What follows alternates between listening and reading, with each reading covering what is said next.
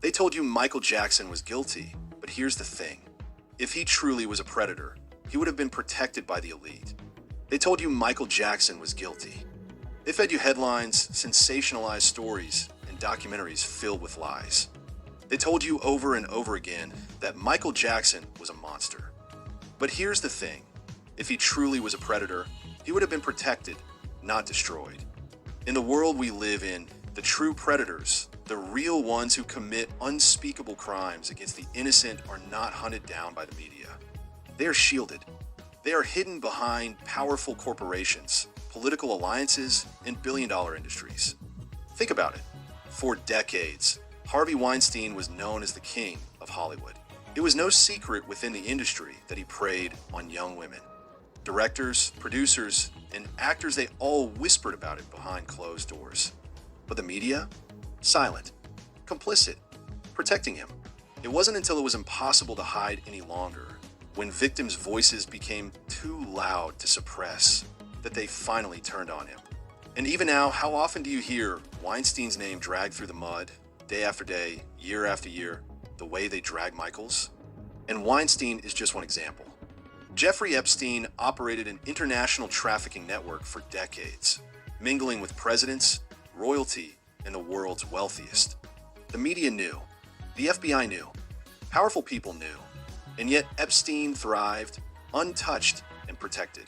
Even now, after his very suspicious death in prison, there's barely a whisper about the full scale of his crimes. The client list, the so-called black book, is still kept secret. Why? Because he was part of the system. He served a purpose to those in power. Look at Sean Diddy Combs. Allegations about Diddy's behavior have existed for years, bubbling beneath the surface.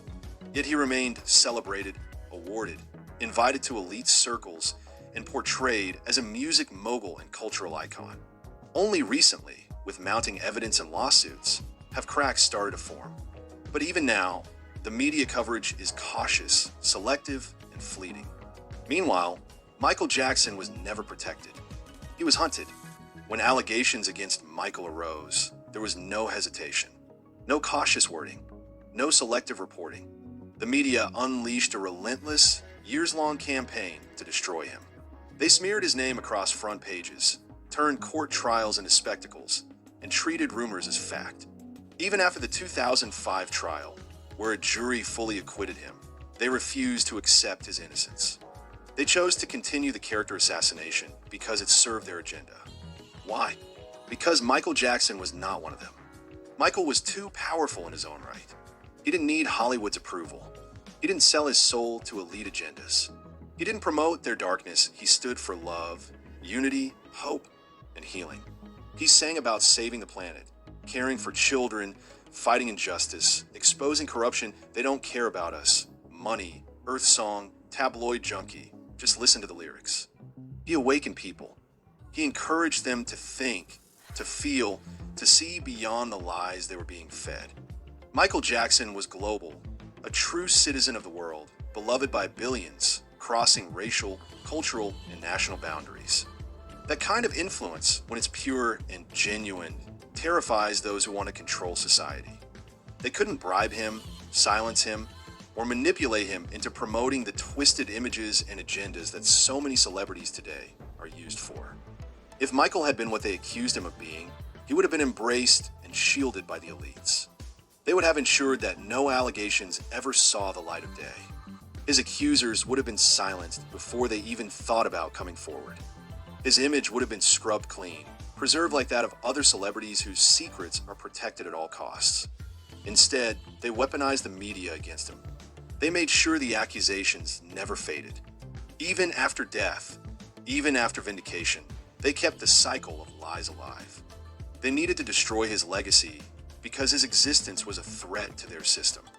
He was a reminder that it's possible to rise above the filth, to maintain integrity, to love humanity genuinely, without using fame for predation or manipulation.